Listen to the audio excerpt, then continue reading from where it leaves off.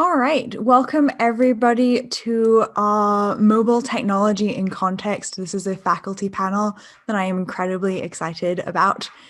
Just a few note-keeping kind of points today. This is a webinar format, so you will be able to see our panelists. We cannot see you. So if you could please use the Q&A section basically to add comments and add questions. If you can use the Q&A, that would be fabulous because that way all the participants and panelists can see it. I've also turned on the ability to upvote. So if you have a question that you really love in the Q&A, you can push that up to the top of the list.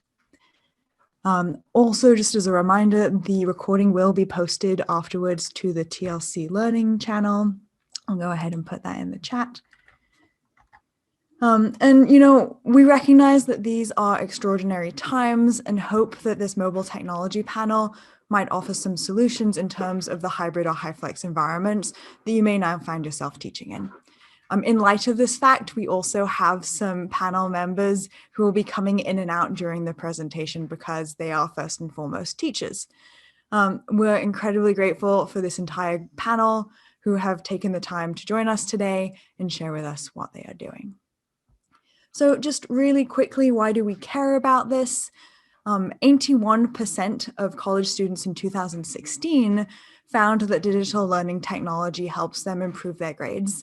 And also 81% found it improved their efficiency and effectiveness. And those 2016 students are also going to end up making up our classes of 2023 and 2024. So the next question is, of course, how does this translate into health sciences? Well, the literature is looking at it. It's massively effective or even more effective as traditional learning. It can positively affect all three domains of Bloom's taxonomy, meaning higher level thinking. And of course, they can positively influence clinical practice and educational outcomes.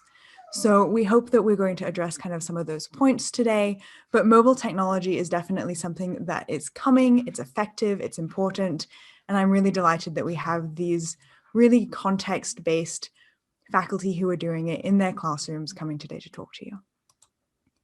So we have, and I'll really briefly introduce them, we have Dr. David Cleaver and Chris Lindley, who is an instructional coordinator out of the Kirksville College of Osteopathic Medicine, and they'll be talking about visual DX.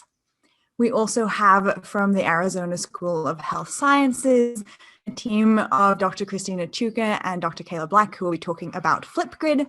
And then our amazing clinical faculty representative, we have Nisha Merrill, who is from the Arizona School of Dentistry and Oral Health. So just really quickly, I will put this up when we have questions. We're going to start with, and I'm going to turn it over to David and Chris talking about visual DX. That's better. Can you hear me? Yeah. All right. Sorry about that. We're very excited to be here to talk about this. Obviously, mobile technology is being used a lot in the classroom, but also out in the clinic. And Visual DX is an application that is new to ATSU. However, I've been familiar with it for many years now. It's been around at least 5 years, and I think a little while longer. It is an application that a group of dermatologists thought of that uses clinical photos, and they use those clinical photos of different skin conditions in order to help students learn and help physicians learn. So it's an application that's on an iPad, it's on a phone and on a desktop, so it's accessible in many areas. And as this application is developed, they've brought it to other areas so that you can put in certain characteristics of a skin condition, and it can help to give you a differential diagnosis or a list of potential diagnoses that that condition is. So it's very useful, again, both in the classroom and clinic. Chris, I don't know if there's anything else you want to add to that. I'll tell you how we actually utilize it.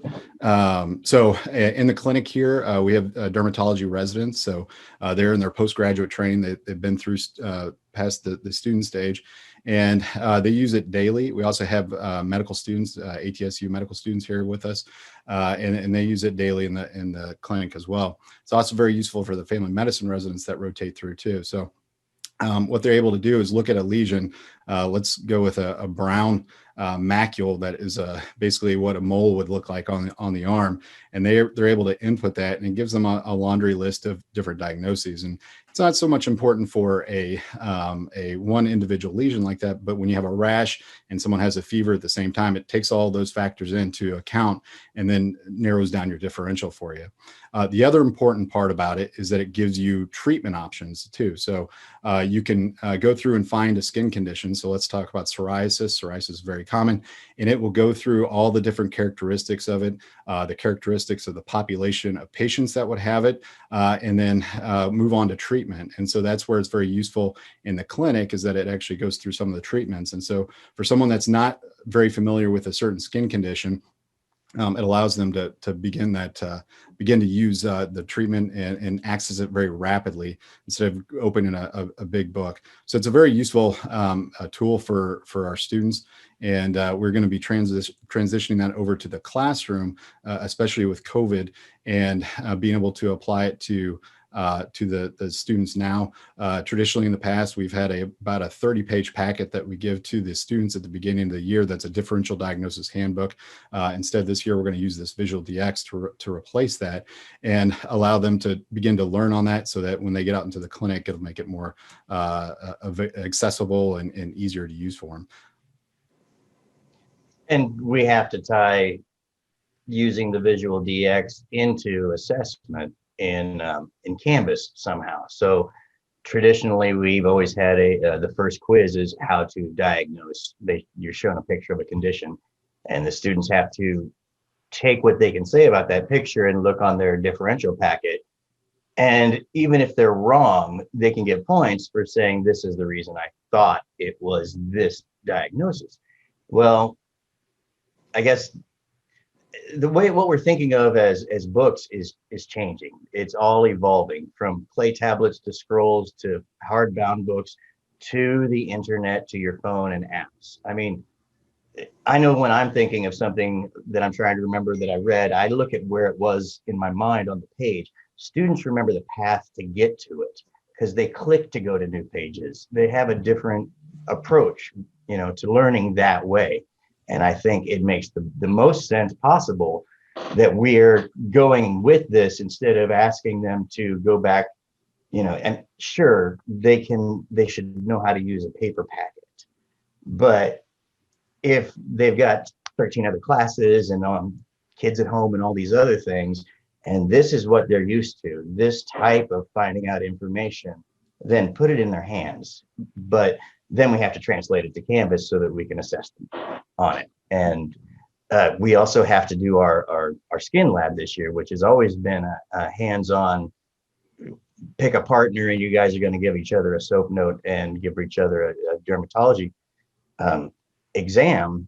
Well, now we can't do that, obviously. And so we're going to have to go some other route, and this tech will let us do that. Amazing. The one other little point that I'll add to it is I think about dermatology because that's what I do, but Visual DX has actually expanded beyond that. So they incorporate other specialties in it as well. So it's not just applicable to skin and dermatology. There's a whole laundry list of differential in there for other systems. So it's important for everybody. No, that's a super important reminder. So yeah, send your questions along for David and Chris. We're going to move on to Kayla and Christina, who will be talking about Flipgrid. Awesome. So I'll go ahead and get us started. Kirsten, Brittany, do I have the ability to share my screen? Yes, you should be able to. Okay, great. All right, so we may have to just, if you don't let me know, or let's see here. All right, so what I'm going to do is talk about technology called Flipgrid. And Flipgrid is something that Christina and I have both used in our courses. And it is a video platform that allows you, you can assess clinical skills with it. You can do clinical reasoning activities with it. And I think one of the great things is that it can be, so I brought up my Canvas page of a course that I taught last session where I utilize this. And so you can integrate, you can put Flipgrid into the toolbar specifically on Canvas. And this is the way that it pops up, and you can have your different topics here. But what I love about Flipgrid is that you can also create an educator dashboard. So I can just go to flipgrid.com. So if you don't use Canvas, you can also use this technology. There's also an app so that students, if they want to engage with this activity specifically, they can use the app. So one of the problems that I came across when I was thinking about teaching this course that started in July is that I had never met any of these students before. The prior students that I was teaching, I had taught them in person. And so I started to think about what is a way that I can get to know these students without a mask on. So we would be coming on labs for class and I would only get to see their eyes. And for me personally, I want to know what a student prefers to be called. And so I would generally ask them through some sort of survey or other format, or maybe just ask them informally in class, like, hey, what do you prefer that I call you? And so I figured to kind of get ahead of this and to also start learning their names, that I put together an introduction activity. And I think this is like a really great start if you're not really sure about how you want to integrate technology in the classroom. And so I gave them these directions. I actually sent them out to them prior to the semester starting. And I told them that this is how this would be helpful for me learning their names. And personally, from a standpoint of memorizing the students' names and pictures don't work for me. I need to know something about them. But I also think that that helps you to create a connection with the students as well. So these were the instructions that I gave them. I also did a sample video where I did the same thing. I modeled what I wanted them to do. And so I asked them to include their preferred name, what they preferred to be called, their pronouns, left a link to that. So if they didn't understand what that meant, they could look that up. I wanted to know what area of physical therapy they were interested in. I guess I should have given that kind of information that I am an instructor in the physical therapy program, something that they were looking forward to learning in the course. And this, I think, was really helpful as I was watching all of their videos to understand what were their expectations coming into the course of what they were going to get or hoping to get out of the course. And then the last thing, I think, which actually helped me with remembering their names, getting to know something unique specifically about them, was an interesting fact about them. So I thought what I would do is just kind of briefly share one of the student videos, and they're all very brief. You can actually set time limits. So if you only want the student to talk for 30 seconds or a minute and a half, you can do that. I didn't necessarily set that on here. So I did get permission from Brian to share his video. Hello, my name is Brian Ball. My pronouns are he, him, his. An area of PT that I'm currently interested in. I'm trying to keep an open mind, but I'm leaning towards outpatient orthopedics, and I'm also interested in working in sports. Something I'm looking forward to learning in this course. I know in this class I'll have a lot to learn, but I'm interested in learning more about how we're going to need to adapt or alter our various interventions as physical therapists, especially with patients that have a history of these cardiopulmonary conditions that we're going to be learning about.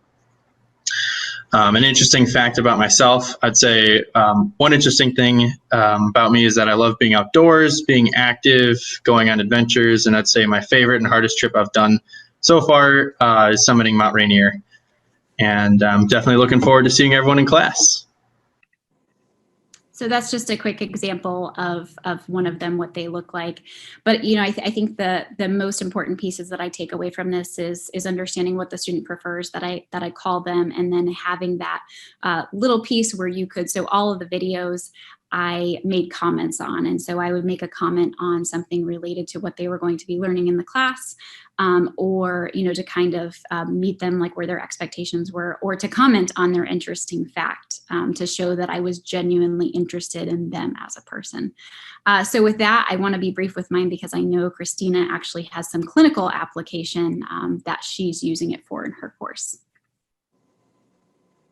Thank you, Kayla, and I'll share my screen as well. I was first introduced to Flipgrid when I was taking a course. So my first introduction was really as a student. And what impressed me the most with it was I consider myself technologically challenged, and it was really user friendly. So it was basically you push a button, you record, you can edit. It was a lot of fun. It was very interactive. Being newer to academics, I've actually never done a written discussion post. As a student, I've done them, and I find, I just found them very dry. And these, it actually helps to promote student engagement. And again, people had a lot of fun with just, you could take a selfie to help identify the person. There are stickers. And so people actually it actually brought life to the discussion board. So I've also used it, as Kayla has used it, for introductions. Another use I've used are virtual hallways to help spark, especially in this format right now, to help the students engage on their own. So instead of the water cooler, questions or the conversations that they're having along in the hallway, then doing virtual hallways as well. And then I've used it for journal articles, as far as people sharing their pearls from journal articles. And then this most recent one is a pharmacology post. So the students were assigned a certain case. Here are the instructions. And what's nice I found is you can link the instructions here. So here I've linked the instructions to a Google Doc. And I've also included, you can pin, so this brings the student to the top, and I've also asked for permission to share these as well. And what the students were commenting on, where they were talking in their original post, kind of introducing their patient, they were coming up with 3 potential hypotheses, and then being specific about how they were going to help rule in or rule out the hypotheses.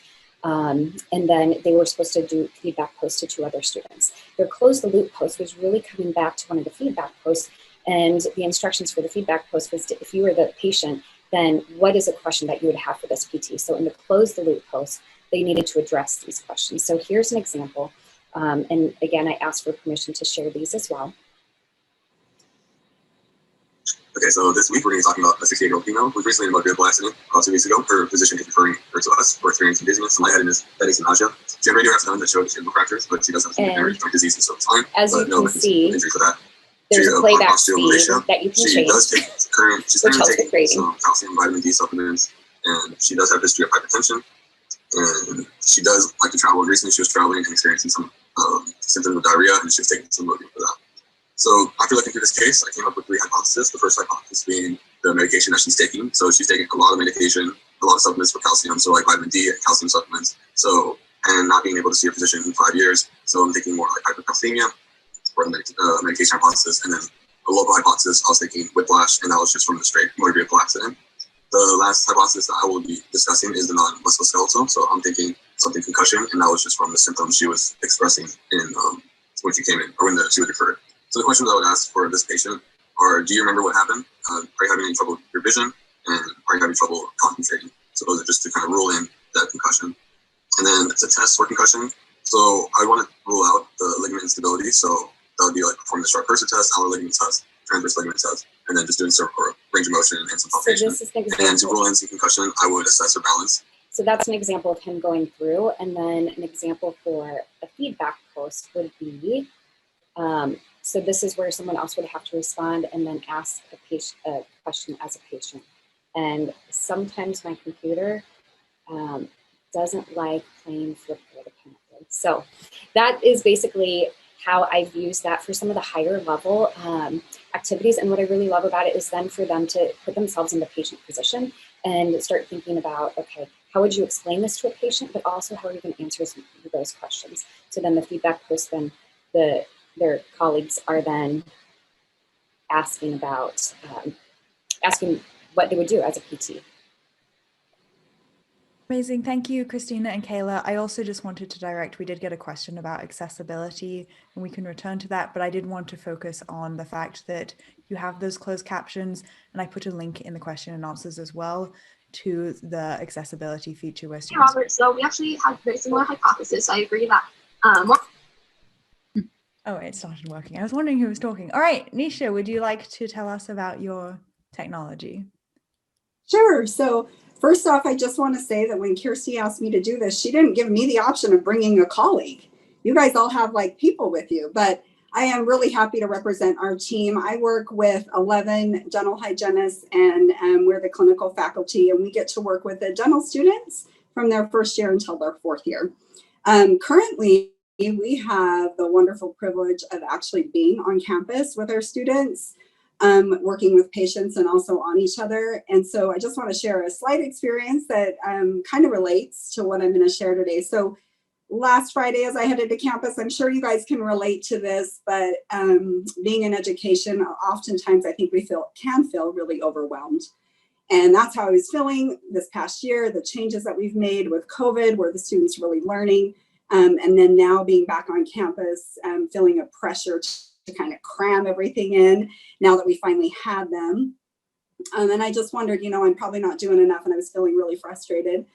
And as I prepared for the lab that we had, I came downstairs, and it was about 10 minutes before the lab started. And as I walked through the clinic was quiet.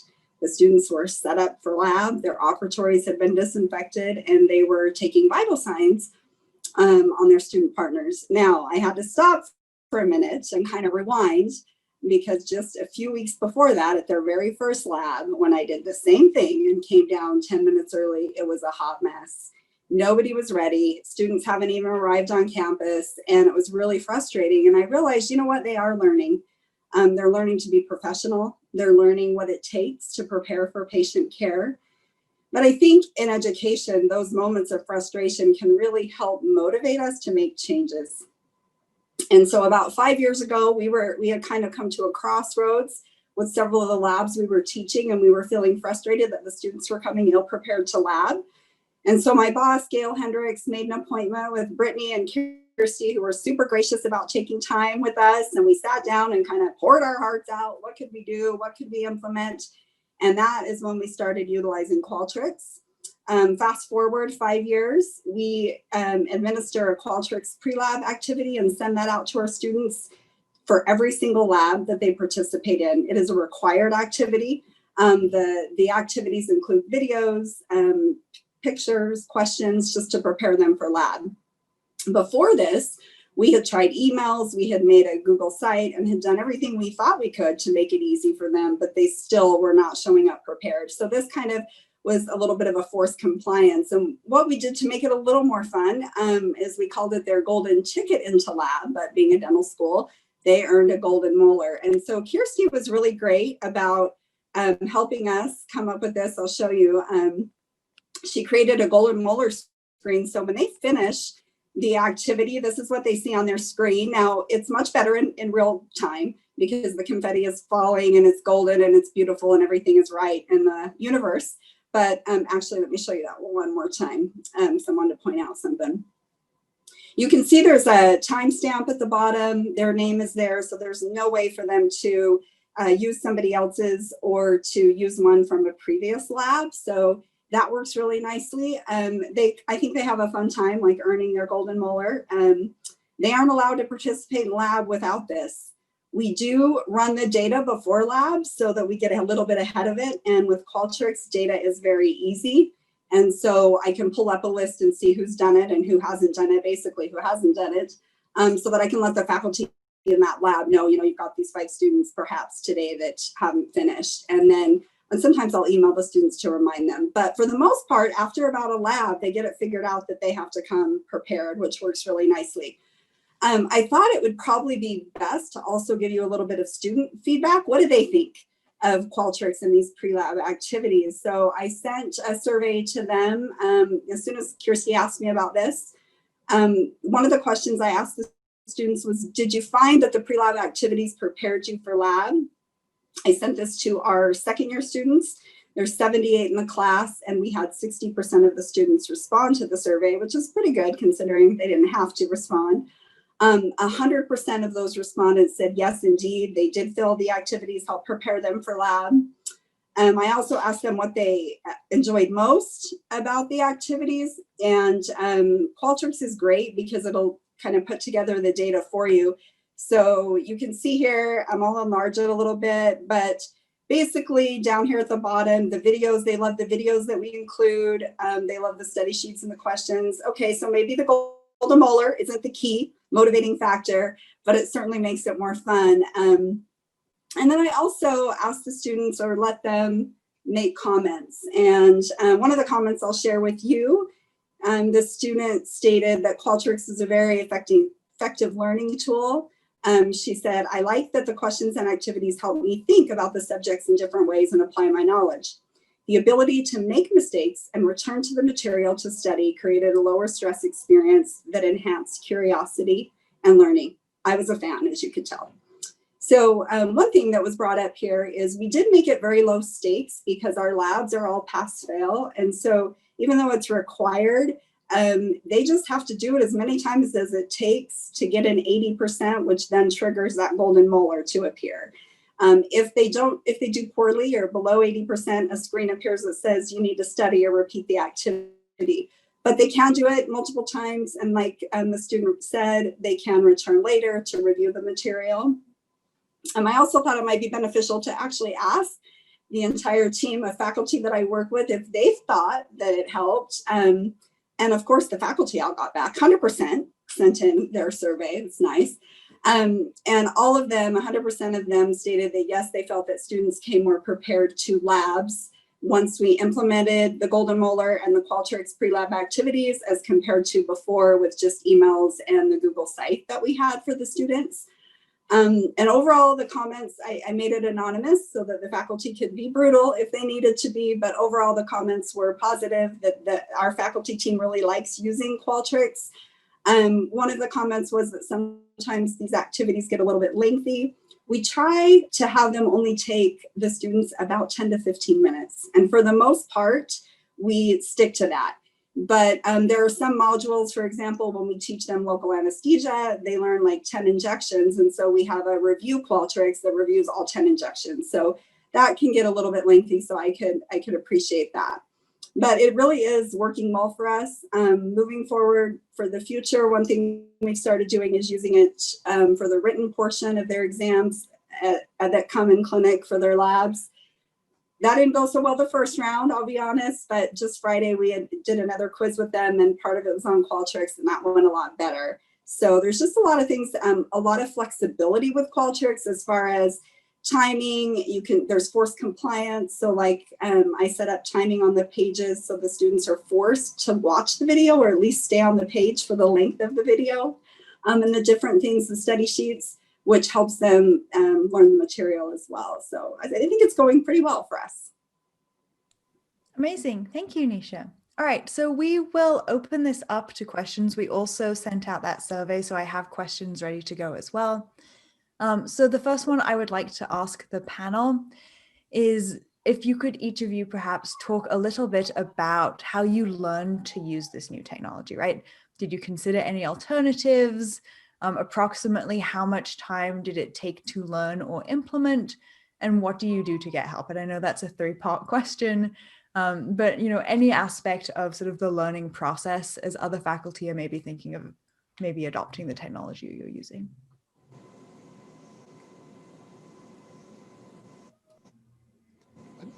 I'll go ahead and start with the Visual DX. It's very intuitive, intuitive enough that really you start using it. And if you've used an iPhone or you've used an Android phone, you're going to know how to use it right away. So it's very simple and doesn't require a lot of work. I think the time takes getting the depth of knowledge that's in there, and I think the more you use it, the more you learn how to do it. And then applying it to the classroom, that's a little bit differently, and that's something Chris and I are working on as we speak, actually. So I can say with Flipgrid, like Christina already said, it's fairly intuitive to figuring out how to use it. I had first used it as a participant, so I was kind of familiar. I had instructions of how to post a video, but there are lots of great tutorials, even great tutorials on Flipgrid itself. You can also pull up tutorials on YouTube. What I found to be the way I learn best is like through trial and error. And so what I did before I even utilized it in this course is I used it in another course. I was just I kind of made like a trial where I was making a bunch of videos and replying to myself and seeing how that would work and show up. One of the things that Christina and I had talked about, I actually chose not to use Flipgrid in another video assignment in my course because at the time, I didn't realize that you can make those videos private. So the one thing that you have to consider is that the default with Flipgrid is for that video to be shared across the cohort. So if these were videos that, you know, for an assignment reason, you wouldn't want other students seeing the students' responses, then that would be challenging. But what I found out is that I actually did a video assignment. I was asking students clinical questions, and they were actually having a challenge with uploading videos they had taken from their phone or computer to Canvas. It was just taking a really long period of time that you don't have that's integrated directly into Flipgrid as an app through Canvas or through the phone. So I think now I would use Flipgrid, and there's a setting, it's a moderate setting that you can put on so that the students get the instructions from you, but their videos can be private, so you can grade their videos and not worry about other students being able to see what they submit on Flipgrid. So as far as Qualtrics, maybe not as intuitive, but maybe for the rest of you, it would be very intuitive. But Kirsty and Brittany helped a lot, and then it's just a lot of trial and error. But you don't, until you get it right, you don't send it out to the students. So it's really just kind of working on your own. A huge advantage for us was in 2018. I don't know if it was the TLC that got the grant, but you could apply to take a class, and it was a 3-day course on Qualtrics. And myself and a colleague of mine, Catherine Helzer, were able to go to that course, which was instrumental in really helping us kick everything off. And then I had somebody else with me, working with me. The goal of that course was for us to then go and teach the other faculty, clinical faculty that we work with. And so we implemented a golden molar keychain. And if the other faculty wanted to learn, we would work with them. And once they created their first survey or prepared for a lab in that way, they can earn their golden molar. But I'm still learning, and I still have to ask questions if I'm doing something entirely different. But it's very possible, because I'm the type of person that everybody jokes that I'm terrible with technology, and I've been able to pull it off. So it's very doable. Thank you. I know that we got a question in the chat about ATSU having a license for Flipgrid. I know that is free, and I know that ATSU has a Qualtrics license. Chris or David, could you talk about Visual DX's accessibility? Do you need a license for that? I think ATSU does have a teaching license. In fact, for the residency program, we actually had our own license ahead of time, and then ATSU just got this in the past few months. So it's a great new resource for the students and for the faculty, for that matter too. So the other thing that it does allow from a faculty standpoint is if you're using this within the university, you can use the images in presentations. And so that's very, very helpful if you're doing anything with skin. And again, they go beyond skin now, good diagrams of anatomy and things. You can actually use some of those images. So it's a fantastic resource for at least us on the dermatology standpoint and in a lot of other areas. Amazing. So David, I know that you mentioned that it lets them see, for example, like lesion elements that they might otherwise not see. I was wondering if maybe you could expand, and the other two could talk about, maybe some things that are different, like opportunities that the mobile format offers that maybe are better or different from, in-person or non-mobile activities.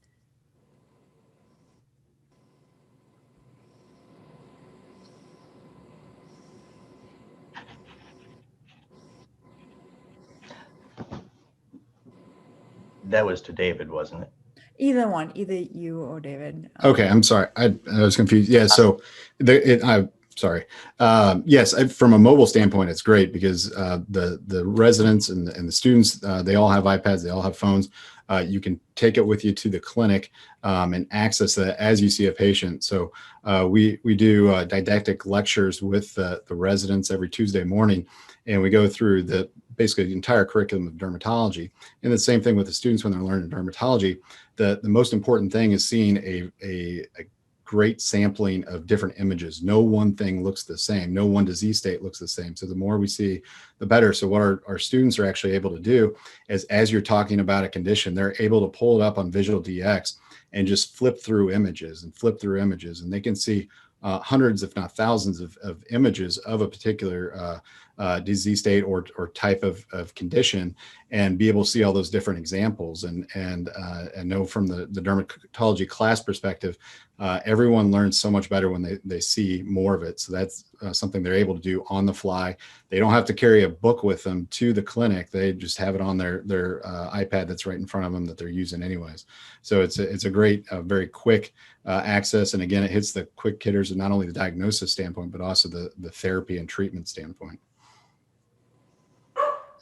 And there isn't a LTI to integrate it with Canvas that I can find anywhere, and I don't expect there is, but that's a lot of what I have to do, being that Canvas is kind of my bailiwick, is I have to figure out how to take what we're going to use and make it merge with Canvas, because I've heard you guys use the word intuitive a lot, and that's not Canvas. That's really not its approach to things.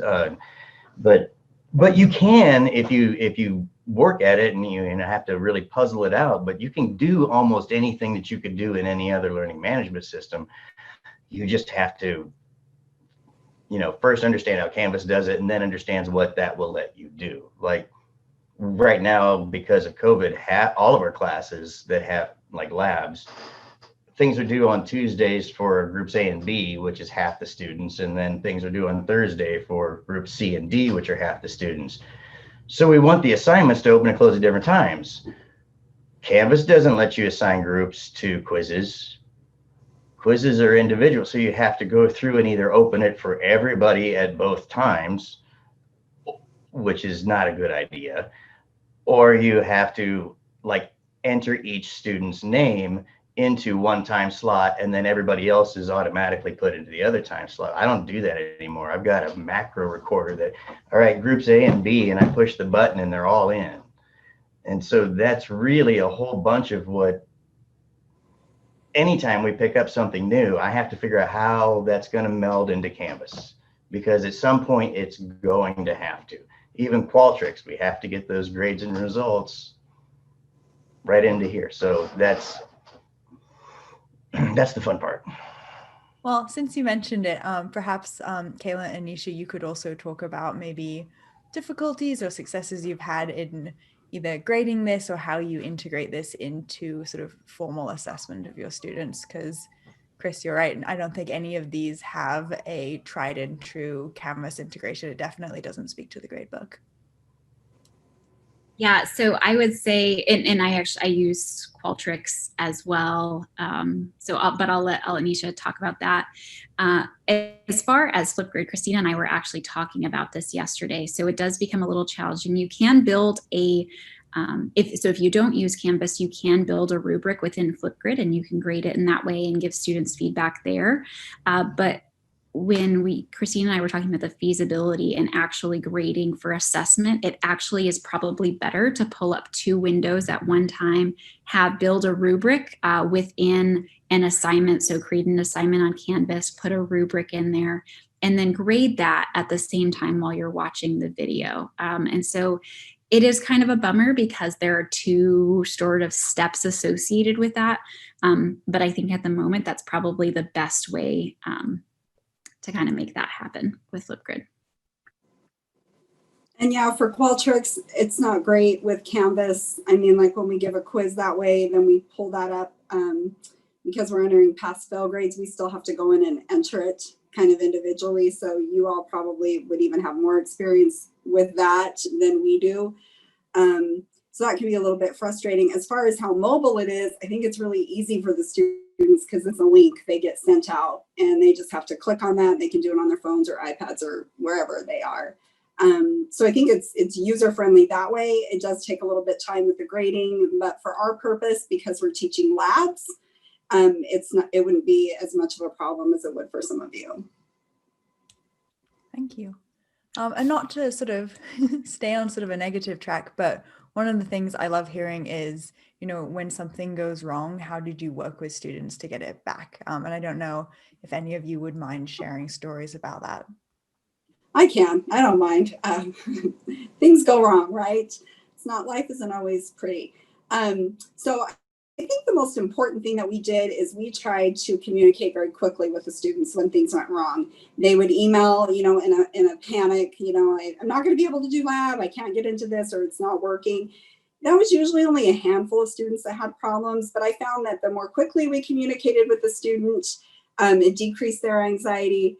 And then as far as a real current example, we administered an exam, a quiz on Qualtrics on Friday, and there was a section in the middle that I thought I had given plenty of time to, but evidently not. And so they weren't even able to answer a couple of those questions. And so I had to go back and let those students answer those and email them individually, which definitely took some time. But this is, again, we haven't done this a lot. And so then I increased the timing. And when we use this quiz again and with other classes, we'll be ready. So I just think communicating with the students is very helpful when things do go wrong. And then I had to reach out a lot of times to Kirsty and Brittany, like, this is what the student's saying is happening. I don't think there's anything wrong. And sometimes it would just be they needed to change their browser or delete their cache and cookies and kind of start fresh. And usually doing a couple of those things, it would work. Yeah, we didn't have very many issues that were specific to Flipgrid. I think that because it was directly linked, I think because of potentially the instructions, that it was directly linked into Canvas. They didn't have to navigate away from that to click that. So most of them did access it through Canvas. So I do not know if Christina potentially had any issues, but I think what our students are really great about is whenever they have a challenge, or if potentially my instructions were not clear, I'm thinking about like other platforms or other things I've done within Qualtrics, they will let me know, and then I can send out communication to the class or clarification on how to go about doing something or problem solving. We run in, well, this isn't tied to Visual DX, but it is. We had an exam for ultrasound recently, and we've been proctoring all our exams via Zoom because we use Exemplify. But this is ultrasound, so she wanted to use something with hotspot questions, where you can touch the point on the screen, and that if you touch the right place, you get a point, and if you don't, you don't. Well, that's only in Canvas New Quizzes, which is an LTI associated with the Canvas. And if that's the case, and we're going to proctor via Zoom like everybody is used to, we've got a couple problems. One is students always immediately, if it's an Exemplify, they know that they have to use their iPad because that's just an iPad app.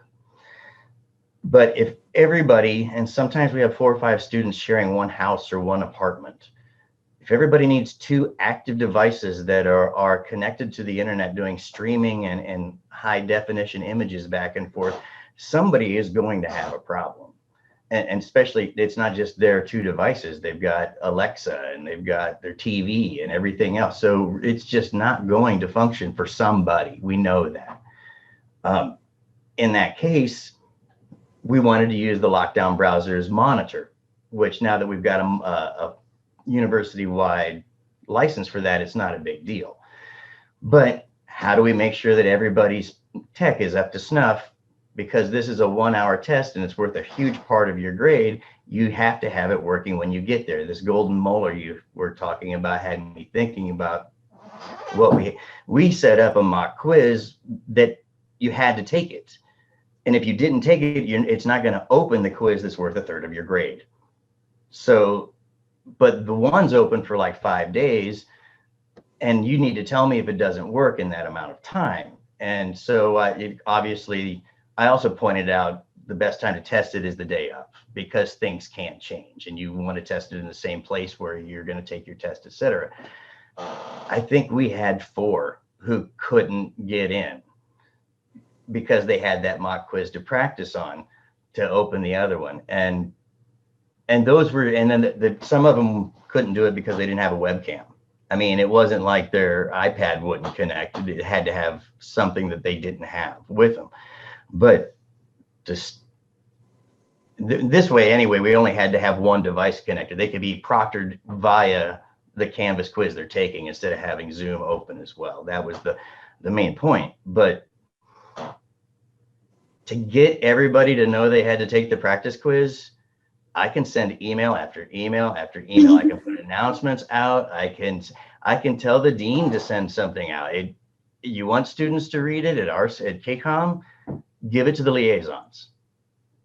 Because if it comes from a liaison, that means, hey, there's a hint in here. There's some help in here. These are the people, these are my peers that are trying to share with me, not the administration above me. Now, don't just give it to the liaisons, back it up with an official email, but that's how I have to go about reaching everybody. And that, for a short notice, we got that test done really, really well, given that we didn't know how we were going to do it at 8 o'clock that morning. So you're never without options in modern technology. I can get to a PDF 9 different ways. And if I spend $10 a year for an app, I can start doing things on my phone with it that I couldn't do on my work computer. So you just have to keep sifting through your choices. Something's going to be left that will get you there. I also think too, there have been so many technology challenges. Like if I think going back to March, all of the things that I've learned, I had never taught online before, but students are watching how we respond to those, if we want to call them failures or hiccups. And so I think probably one of the most important aspects that I found, and I think has helped me have a little more grace for myself and the students, is just saying, oh, well, you know what, this isn't working. This isn't, I think just being flexible in how you respond to that. And then being flexible with the students when they're having those challenges too, because that's going to then lead to how they respond to some of these things not working. And a lot of times I've just said, the next class that I have with them, I'll just say, hey, I'm really sorry that what I tried completely flopped. I'm really sorry about that. That was not my intention.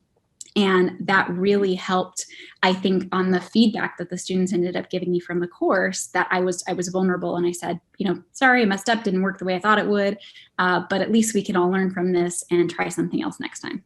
Right. And I nail everything that comes out that way to the mast of fairness. This is the fairest way we can give it to you. And we told you this and that fell through, but here's the fairest solution. And I think they all appreciate the fairness because they're all looking for something to be unfair.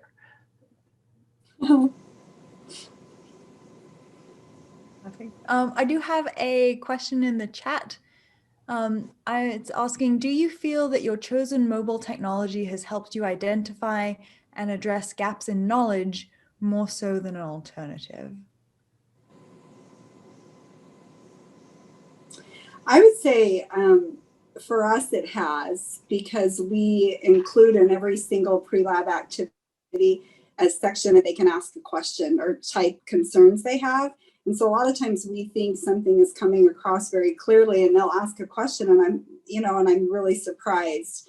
And then it gives us a chance to address that before they even get to lab, and we can reply to them, email them back. But so we've been able to see gaps as far as that goes. I feel like I'm assessing something that I hadn't really in the past, and maybe we did, but not in this way. And I think that using video assessment through Flipgrid, or a very similar tool, is something that I'm going to continue to use, because we use so many multiple choice or written response assessments with our students. We also do practical skills where they're having to demonstrate that they can do a skill. But for the students to have time, I've integrated some assignments where they have a case and they have questions that they have to think of. And then being able to use, we have different intelligences, right? So some students may not do well on a multiple choice exam, but they may be able to take a case or maybe able to critically think through something using their words. And that's what they're going to have to do in real life in the clinic. And so I think it's really given an opportunity for us to help them build their verbal skills during this, and thinking about, how are you going to talk to a patient? How are you going to talk to your clinical instructor? So I think if anything, it wasn't, and we can somewhat simulate that in our practical exams, but I don't know that we do it to the extent that I think I've done in this online format, thinking about using these video platforms.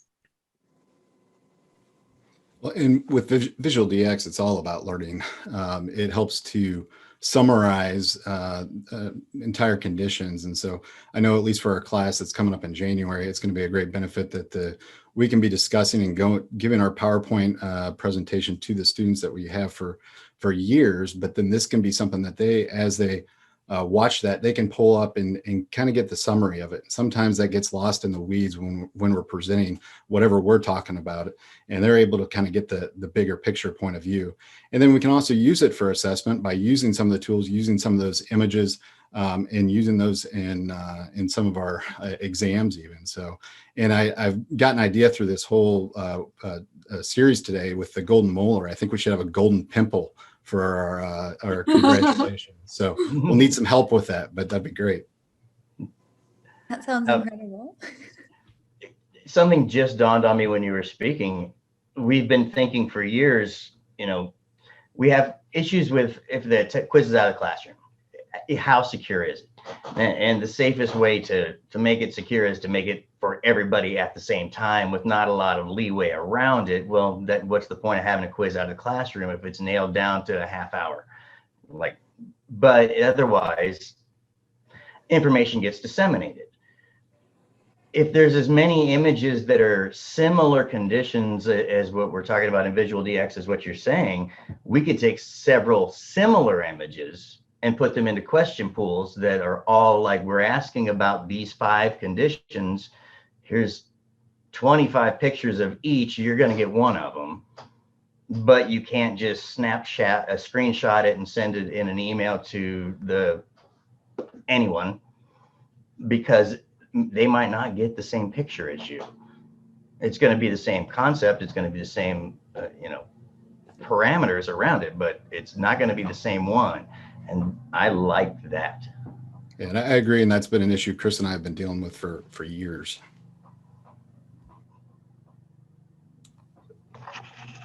So I'm going to remind people, participants, that they can always ask questions. I'd like to bring the conversation back to authenticity, actually. I know, Kayla, you were talking from an instructor's sort of point of view, being authentic with your students.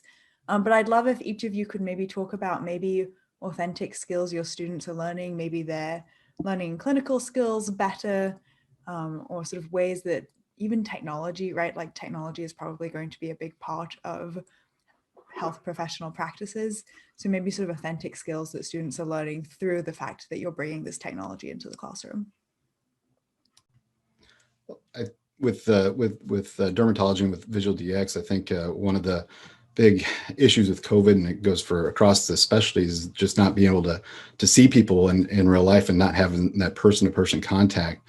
And I think that's going to be a great challenge for this generation of students and for the teachers of those students. And I think something like Visual DX, where you can have a lot of different representations of a particular skin condition and different skin types as well. And that's something else I didn't mention. There's a great number of skin of color conditions in there as well. So you can get some diversity to that. And in this area where it's actually right now, it's very difficult for students to go out and get a dermatology rotation because they're not open and they're not available. They can use something like this to supplement their learning and get hopefully some of the knowledge that they missed out on their regular clinic visit and seeing those real life patients. I would say from like an authenticity standpoint, on the side of the students with using Flipgrid or another video sort of platform to either assess clinical skills or assess a student clinical reasoning or giving feedback to one another. Number one, I think feedback is really, really important, right? So if you have an activity where you can allow students to assess how someone else has either responded to a prompt or how someone else has performed a psychomotor skill, then they can get feedback. They get used to seeing, okay, well, I see this person made a mistake or this person did something well. Maybe I didn't consider that, having that kind of built into it. But what happens when students have these video assignments, the portion that you're grading, if you put a time limit, you might be grading a portion that's 30 seconds to a minute and a half, possibly not very long, students spend way more time just creating this video, right? Because they're going to practice it over and over again, because if any of us have worked on recording a video, we always mess up and we're like, oh shoot, we're going to start all over again. And so students, I think, get a lot of practice and a lot of repetition through some of these seemingly simple assignments using the video recorder. So yes, it may not be actual patients, but they're getting practice, depending on the prompt that they have, if it's something that they're clinical reasoning that they're talking through, or if it's a technique that they're showing in person, with someone that they have at home. It's getting that practice, reflecting, oh, well, how did I do? How did this video look? And is this what I feel comfortable submitting to my instructor, or maybe do I need to redo it? So I think it emphasizes repetition, which we know the students need in their learning. Thank you. I think we'll probably just close out. I know 2 of our panelists had to leave to go and teach. So maybe just one piece of advice you would give new technology users or adopters as they step into this process that you are now tenured in. Well, and I know David's a pilot, and I spent years as a truck driver. I was over the road for 10 years or more. And the thing about getting, because we had the lockdown browser test, there's some people it's not going to work with. These are the tools of your trade, students. If the quiz is on that device, you need to know that it works. I would never hop in without going through my checklist, and I'd never fly with a pilot who didn't go through the checklist first. And so I kind of felt like I was being overbearing by making them do the practice test, but in the end, it was the only real solution. Was you have to prove to me that you tried to verify that this equipment works. And then, I wasn't going to stop anybody from taking the test if they came in and they didn't take the practice test and they said, I still can't get in. But I did want them to know that that's not my call. It's the course director's call. And the first thing I'm going to tell them is, you didn't try and help yourself. You didn't make sure that your equipment, keep your knives sharp and use good ingredients and have fun. That sort of approach to it. It's not just the learning so much as you have to keep all your stuff. You need this stuff. You can't do your job without the stuff, the tools of the trade. And I would say that's the same thing going forward in education and at least medicine. It changes so much so quickly, and I think with COVID, it's changing so much more rapidly. Out of COVID, nobody wants to go through this, but there will be a lot of lessons learned and a lot of new tools and new ways of doing things that will be better going in the future. So just step right in and give it a shot and do your best with it. Yeah, I think my advice might be along those similar lines, having grace for yourself and just giving it a try. And what I think about is, we evolve in the ways that we practice physical therapy and medicine, right? So we're not in the clinic and our interactions with patients, we're not doing the same thing that we were doing 25, 50 years ago, right? And we're not teaching that same way now. And so I think just being open to trying new things, exploring, maybe finding someone that's had some experience with that can help you problem solve through all of those things. And when it doesn't go well, that's okay. That's part of the learning process with all of it. Well, thank you all for that very practical and also very human advice. Thank you all also for sharing your expertise in this panel. I'm sharing my screen so that everybody can see all of the panelists who are here today. This has been an incredible panel. I hope that listeners go off and try some of these new tools. And also, if anybody could give us feedback, we do have a URL in the chat, as well as we always are looking for feedback. We want to do sort of the best by you as our faculty. So thank you all. And I will stick around for any questions that people may have, but it's the end of the hour. So thank you everyone for coming. Thank you, everyone.